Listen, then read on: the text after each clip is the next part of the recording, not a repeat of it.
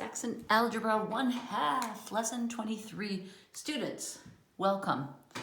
Today we're going to talk about unit multipliers, which are basically problems where we take the idea that 12 inches equals 1 foot, for example, and we're told if we have this many inches, then how many feet would that be? Or vice versa. That's just one example. Now, when I first started teaching these problems and I looked at the way John set the problems up, I thought, oh, he's making this way harder than it needs to be. There's a simpler way. We don't have to go through all of this drama that he is going through because he's just making it too hard. And I taught my students a simpler way. Well, that worked out for this lesson and the next lesson and the next couple of lessons where we took this topic.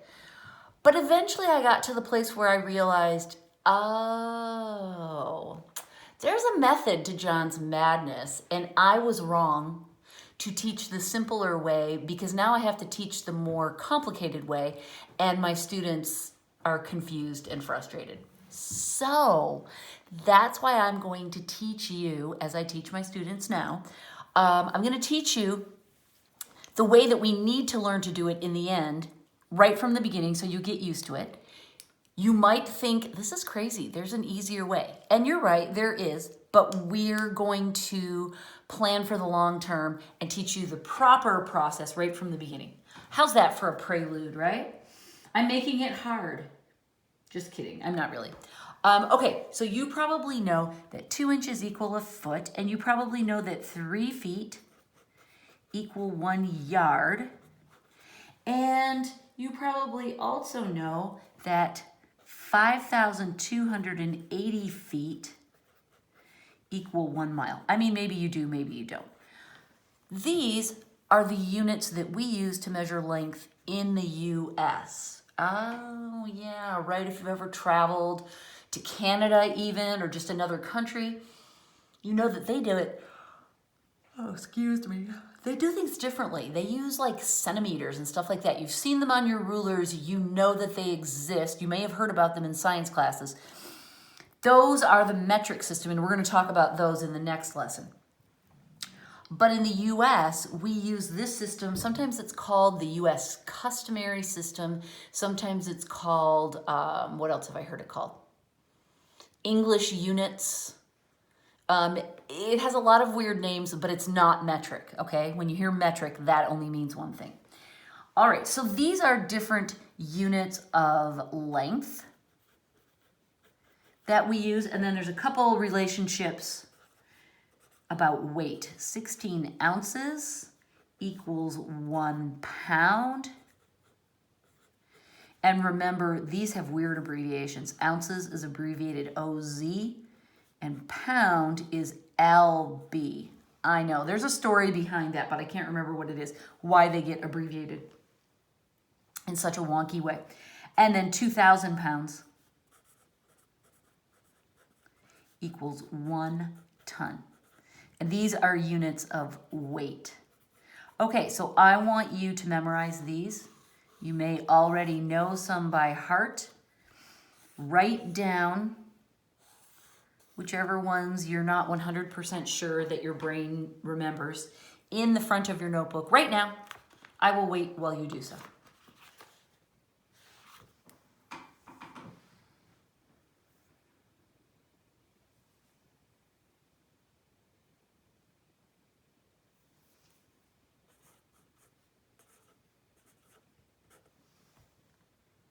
Okay, pause me if you're not done yet. I'm going to go ahead. The situation in these problems is when we're given the unit in one of these measures, but we want to translate it to the other. So they're problems of translation, and they sound like this. Use a unit multiplier to convert 420 feet to yards. So notice what I did on my page. I wrote 420 feet over here on the left, and then I put the unit we want, yards, over here on the right. I spread it out because I'm conditioned to do that. This time we won't need a ton of space, but in the future we're going to need every inch we can get our hands on. We're going to multiply this original number by what we're calling a unit multiplier. A unit multiplier is a fraction that expresses one of these relationships. And the very first step in these problems, besides writing it down, is figuring out which of these relationships is going to help us with our problem. We want to go from feet to yards. So we look through for the one that relates feet to yards. Okay, there it is, right? That's the one we're going to want for this problem. You might look at the list, or you might just scan through your brain and pick the one, what relates feet to yards. Now, in the beginning, what we're going to do is we're going to write out this relationship in two different fractions that look a whole lot alike. First, we can say that for every 3 feet, we have 1 yard, or we can take the very same information and say for every 1 yard, we have 3 feet. Now, when I was first learning these problems, I thought this was really confusing because I'm like, this isn't 2 different fractions. This is saying the same thing over again. It's like brainlessly the same. That's right. That is right. The reason we write them in these 2 slightly different formats is because one will work for this problem and the other one won't. Okay? So we're not going to use both of these. And I'm going to put a little circle around them to remind you that this is actually what's called our unit multiplier. And it's important to remember that even though they have different units, top and bottom, these fractions represent 1, right? Because 3 feet equals 1 yard, 1 yard equals 3 feet. So even though they look different, they really mean the same thing, don't they? So that they're equal to 1. So we can multiply these to change, the units, but we're not changing the value of the number. So here's what we want to do. We look at the starting unit. It's in feet. We want to choose the unit multiplier with the, what's that S for? With the starting unit on the bottom, the denominator, if you will. This is one of those things that takes a big long sentence to write out, but it's super easy once you get the hang of it. So I'll breathe for a second while you write that down. Thank you to my students who remind me that sometimes I go too fast. I know it's really frustrating, and I know that you can pause me, but I know that that's really frustrating too, because there's 3 of you watching this, I think, together, and if you're pausing for each other, that could just be really annoying. So I'm trying to go slower. Okay, so our rule is to choose one of these unit multipliers. We want the one with the starting unit on the bottom. Our starting unit is feet. So that means, in this case, we want this one because look, there are the feet on the bottom of that multiplier. We copy that into the box. 1 yard for every 3 feet. Eventually, we're going to do this step in our heads and we won't have to write it down. But for now, we're writing it down. Now, the reason we want that to happen involves another kind of weird little thing. We can cancel units just the same way we cancel numbers when we're multiplying fractions. And by the way, if it helps you to put that over a 1 so you can see that we're multiplying fractions, that is perfectly fine. We can cancel units. Sorry, I had to yawn. When I talk at night, it makes me yawn so much. I'm not tired, but it just makes me yawn. So sorry about that. We can cancel units just like we can cancel numbers. So this foot in the numerator and this foot in the denominator cancel, which is exactly what we want, and we're left with yards.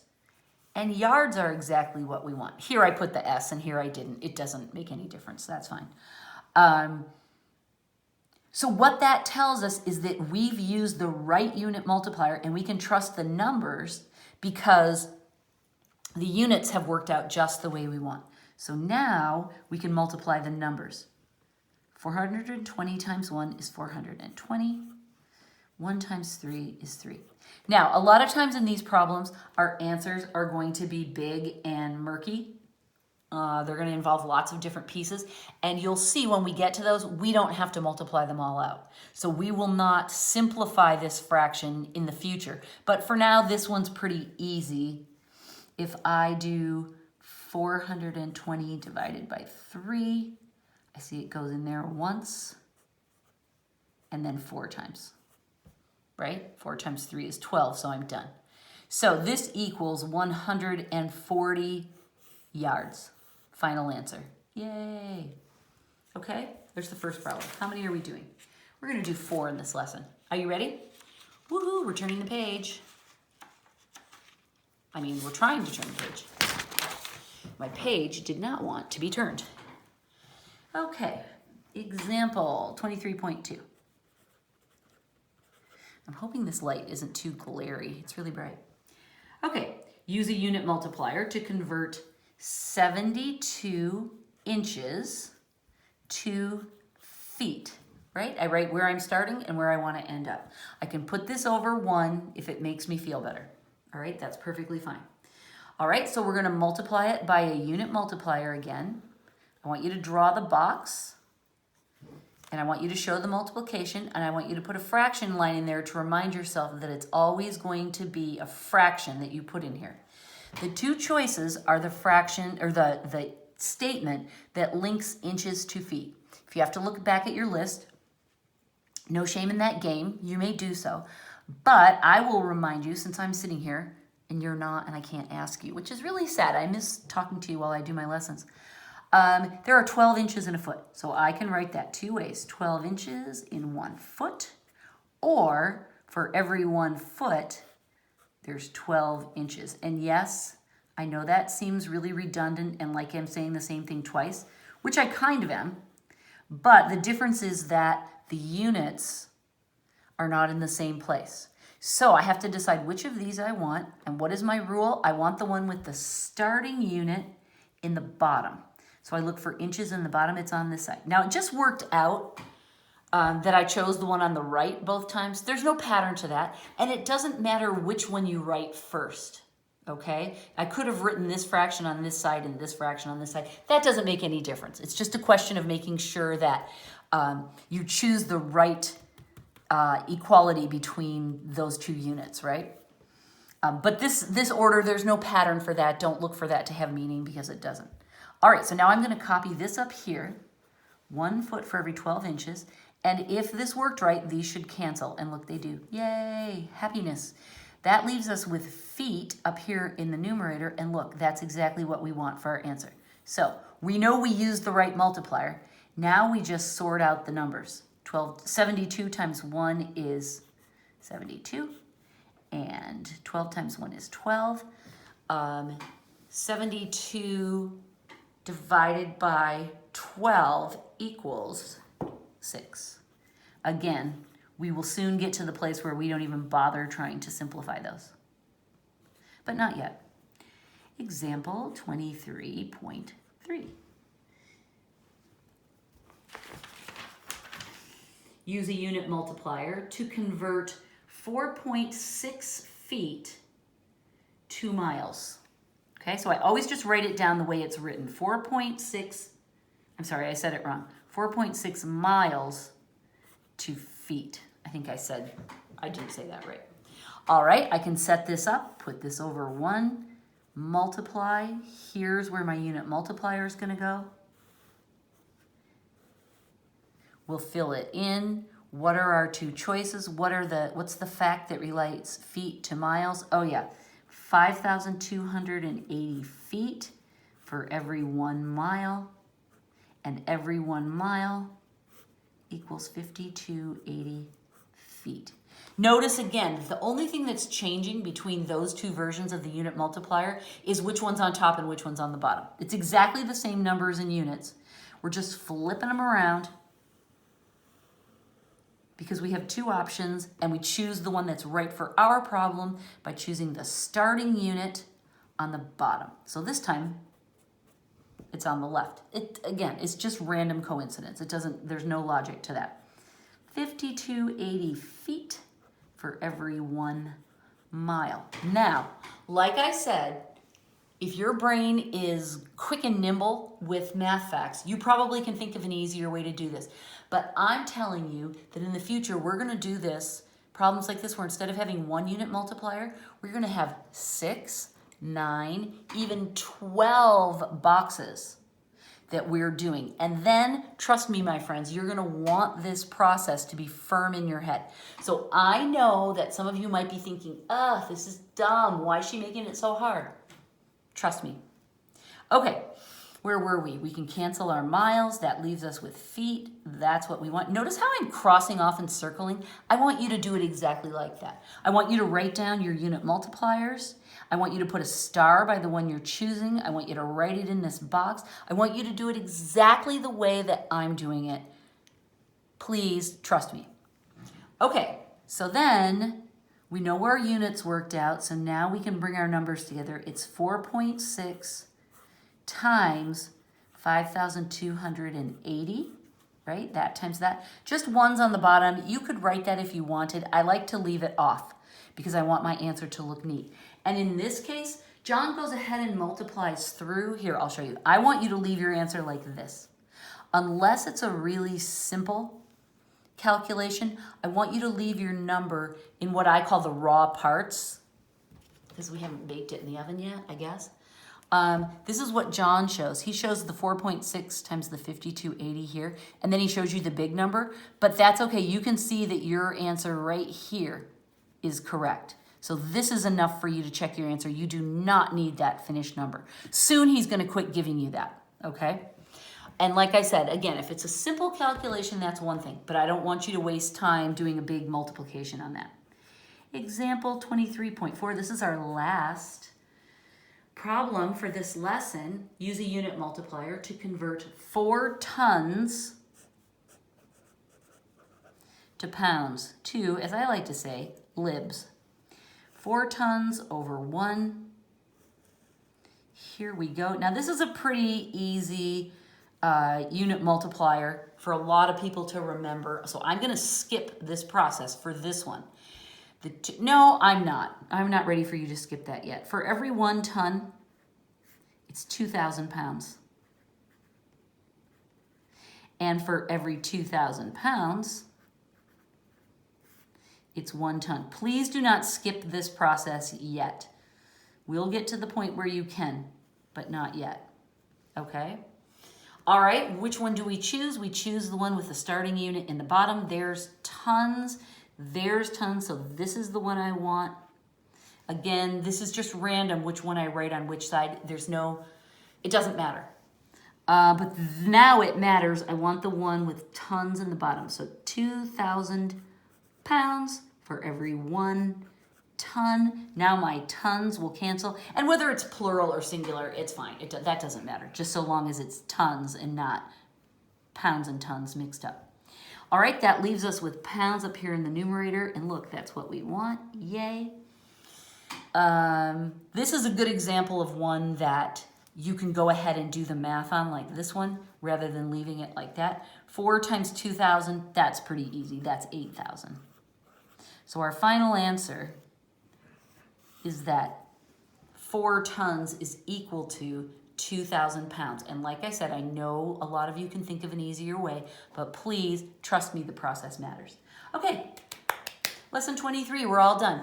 Join me in a hot minute for lesson 24, which is, we're gonna do this same process, only with the metric system, which is, it's secret, it's easier. Spoilers, I should say. It's easier. Okay, bye.